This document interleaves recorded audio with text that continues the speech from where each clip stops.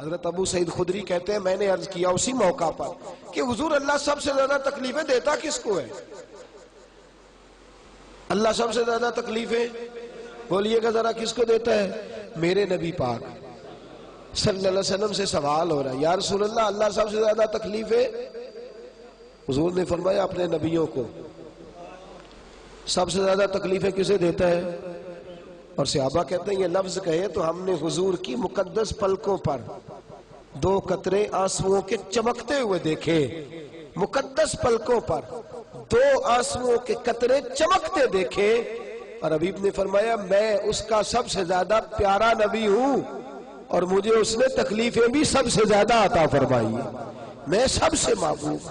یا رسول اللہ نبیوں کے بعد کسی اللہ تکلیفیں دیتا ہے؟ فرمایا نبیوں کے بعد جو اللہ کا جتنا زیادہ پیارا ہوتا ہے اتنی تکلیف بھی زیادہ ہوتی ہے، اتنی آزمائش بھی۔ لیکن ترمذی کے ان لفظوں کو سنیں گے تو خوش ہو جائیں گے۔ حضور نے فرمایا رب کے بندے تکلیف کو اس طرح سینے سے لگاتے ہیں جس طرح تم نعمتوں کو سینے سے لگاتے ہیں، محبوب کی طرف سے آنے والی تکلیف کو اس طرح سینے سے لگاتے ہیں جس طرح تم نعمتوں۔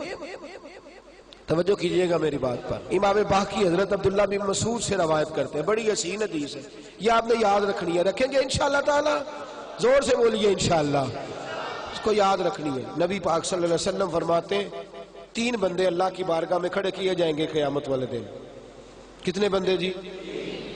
اور تینوں بہانہ کریں گے کہ یا اللہ ہم عبادت نہیں کر سکے۔ 3 بندے شعب الایمان میں امام بہقی نے نقل کیا۔ رسول پاک صلی اللہ علیہ وسلم فرماتے ہیں سب سے پہلے ایک غلام کھڑا کیا جائے، جو کسی کا غلام ہے، کھڑا کیا گیا اللہ کی بارگاہ میں۔ اللہ پاک نے فرمایا تو نے میری عبادت کیوں نہیں کی، نماز کیوں نہیں پڑھی؟ تو کہتا ہے یا اللہ میرے اوپر بندوں کے حق ہی بڑے تھے، میں کسی کا غلام تھا، تو خدا بندہ میں کیسے تیری عبادت کرتا؟ میں تو غلامی کی زندگی گزار رہا تھا، مالک کی بات مانتا کہ تیری مانتا؟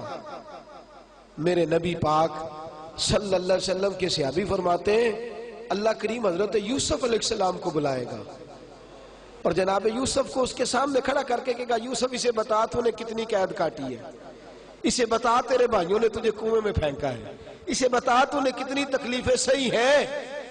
حضرت یوسف جب بات کر رہے ہوں گے تو رب اس سے کہے گا میرے یوسف نے تکلیفیں بڑی سہی ہیں پر سجدہ ایک بھی قضا نہیں کیا، سجدہ ایک بھی۔ تو بتا تو زیادہ غلامی میں تھا کہ یوسف زیادہ پریشانی کے عالم میں تھے؟ وہ کہیں گے نہیں یا اللہ یوسف ہی تھے۔ فرمایا پھر تو میری بارگاہ میں بہانے کرتا ہے، میری بارگاہ میں بہانے کرتا ہے؟ اللہ اکبر۔ میرے نبی کریم صلی اللہ علیہ وسلم فرماتے ہیں رب کریم فرمائے گا اس سے جو تاجر تھا بھئی تو نے نماز نہیں پڑھی، عبادت نہیں کی، میرا ذکر شکر نہیں کیا، تو عرض کرے گا یا اللہ میں تاجر تھا، میری ڈیوٹیاں بڑی تھی، کاروبار بڑا پھیلا ہوا تھا، یہ اللہ خیر کرے آپ کو جسے پوچھ لے میاں صاحب نماز نہیں پڑھتے، کہتا میں نے ٹائم کوئی نہیں نماز پڑھنے کا۔ تو میں نے کہا بڑی اچھی بات ہے، اللہ خیر فرمائے، اللہ معاف فرمائے، اللہ اپنی رحمت کرے، ٹانگ ٹوٹ جائے نا آج تو لٹا لیں گے ڈاکٹر صاحب، 3-4 پلیٹیں ڈال لیں گے، 6 مہینے کام کو نہیں کرنے دیں گے، تو پھر آپ کا کیا خیال ہے آپ کے بچوں کی روٹی عرش سے گرے گی؟ کھائیں گے کھانا کہ نہیں؟ نظام روک جائے گا دنیا کا میرا خیال ہے۔ جتنے تاجر فوت ہو گئے اس کے بعد تجارت ختم ہو گئی دنیا میں، بہانہ کرتے ہم۔ میرے نبی کریم صلی اللہ علیہ وسلم فرماتے تاجر سے پوچھا جائے گا تو نے عبادت کیوں نہیں کی، عبادت کیوں نہیں کی؟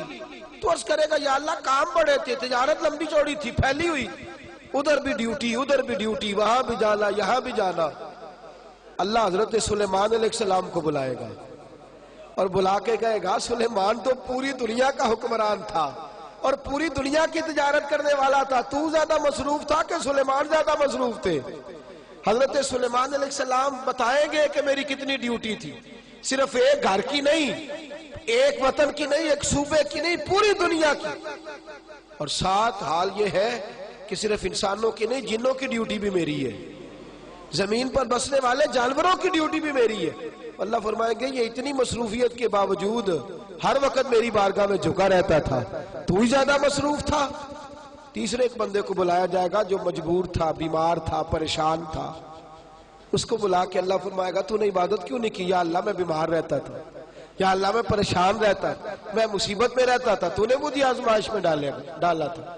میرے حبیب فرماتے ہیں اللہ کریم حضرت ایوب علیہ السلام کو بلائے گا، حضرت جن کے پورے وجود میں درد رہتی تھی، پورا وجود تکلیف کا شکار تھا، 7 بیٹے ایک دن میں انتقال کر گئے، کھیت کھلیان باغ اجڑ گئے، مجنو بن کے وچ بازارا، کدی ککھا وانگ رلائے تے کدی کہایا کمبا سارا، سر نیزے اتے چڑھائے، آدم یار مناؤن دی خاطر اسا کی پیس بٹائے۔